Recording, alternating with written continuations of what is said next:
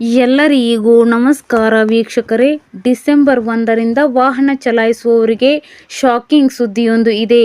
ಒಂದು ವೇಳೆ ನೀವು ಡಿಸೆಂಬರ್ 1ರಿಂದ ಈ ನಿಯಮ ಫಾಲೋ ಮಾಡದಿದ್ದರೆ 5,000 ರೂಪಾಯಿ ದಂಡವನ್ನು ನೀವು ಕಟ್ಟಬೇಕಾಗಿ ಬರಬಹುದು. ಹಾಗಿದ್ರೆ ಯಾವುದು ಆ ನಿಯಮ? ಈ ವಿಡಿಯೋವನ್ನು ಕಂಪ್ಲೀಟ್ ಆಗಿ ನೋಡಿ. ಡಿಸೆಂಬರ್ 1ರಿಂದ ವಾಹನ ಮಾಲೀಕರಿಗೆ ಮಾನ್ಯ ಪರೀಕ್ಷೆಯ ಪ್ರಮಾಣ ಪತ್ರ ಅಂದರೆ PUC ಪೊಲ್ಯೂಷನ್ ಅಂಡರ್ ಕಂಟ್ರೋಲ್ ಪ್ರಮಾಣ ಪತ್ರ ಕಡ್ಡಾಯಕ್ಕೆ ಸಂಬಂಧಿಸಿದಂತೆ ಮತ್ತಷ್ಟು ನಿಯಮಗಳನ್ನು ಕಠಿಣ ಮಾಡಲಾಗಿದೆ. ಹೊಸ ನಿಯಮದ ಪ್ರಕಾರ PUC ಅವಧಿ ಮುಗಿದಿರುವ ಬೈಕ್ ಅಥವಾ ಕಾರನ್ನು ರಸ್ತೆ ಮೇಲೆ ಓಡಿಸಿದ್ರೆ 5,000 ರೂಪಾಯಿ ದಂಡವನ್ನು ವಿಧಿಸುವ ಸಾಧ್ಯತೆ ಇರುತ್ತೆ. ಇದರ ಉದ್ದೇಶ ವಾಯು ಮಾಲಿನ್ಯ ನಿಯಂತ್ರಣ, ರಸ್ತೆ ಸುರಕ್ಷತೆ ಮತ್ತು ವಾಹನಗಳ ಪರಿಸರ ಮಾನದಂಡ ಪಾಲನೆಯನ್ನು ಖಚಿತಪಡಿಸುವುದಾಗಿದೆ.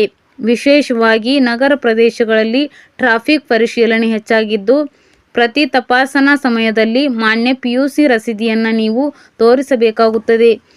ಹಾಗಾದರೆ ಯಾರು ಹೆಚ್ಚಾಗಿ ಇದರ ಬಗ್ಗೆ ಜಾಗೃತಿಯನ್ನು ವಹಿಸಬೇಕು? ಹಳೆಯ ಮಾದರಿ ವಾಹನಗಳು ಅಂದರೆ ಹೆಚ್ಚು ಹೊಗೆ ಬರುವಂಥ ಸಾಧ್ಯತೆ ಇದರಿಂದ ಇರ್ತದೆ.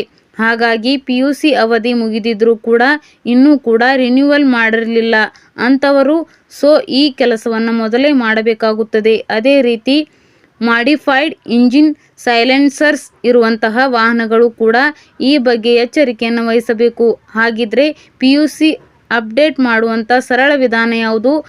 ನೀವು ಏನು ಮಾಡಬೇಕು ಅಂತ ಹೇಳಿದರೆ, ಯಾವುದೇ ಮಾನ್ಯ PUC ಕೇಂದ್ರದಲ್ಲಿ ಪರೀಕ್ಷೆ ಮಾಡಿಸಬಹುದು. ಶುಲ್ಕ ಸಾಮಾನ್ಯವಾಗಿ 60ರಿಂದ 120 ರೂಪಾಯಿ ನಡುವೆ ಇರುತ್ತೆ. ಬೈಕ್ಗಳಿಗೆ ಸಾಮಾನ್ಯವಾಗಿ 6 ತಿಂಗಳ ಮಾನ್ಯತೆ ಇತ್ತು. ಹೊಸ ಕಾರು ಬೈಕ್ಗಳಿಗೆ ಸಾಮಾನ್ಯವಾಗಿ 1 ವರ್ಷದ ಮಾನ್ಯತೆ ಕೂಡ ಇರುತ್ತದೆ. ಹಾಗಾಗಿ ದಂಡ ಬೀಳುವ ಬದಲು ಈ ಕೆಲಸವನ್ನು ನೀವು ಮೊದಲೇ ಮಾಡಬೇಕಾಗುತ್ತದೆ. ಸ್ನೇಹಿತರೆ, ಈ ಮಾಹಿತಿ ಇಷ್ಟ ಆದಲ್ಲಿ ವಿಡಿಯೋಗೊಂದು ಲೈಕ್ ಅನ್ನು ಕೊಡಿ. ಅದೇ ರೀತಿ ಮತ್ತಷ್ಟು ಅಪ್ಡೇಟ್ಗಾಗಿ ನಮ್ಮ ಮಾಹಿತಿ ಕೇಂದ್ರ ಯೂಟ್ಯೂಬ್ ಚಾನಲನ್ನು ಸಬ್ಸ್ಕ್ರೈಬ್ ಮಾಡ್ಕೊಳ್ಳಿ.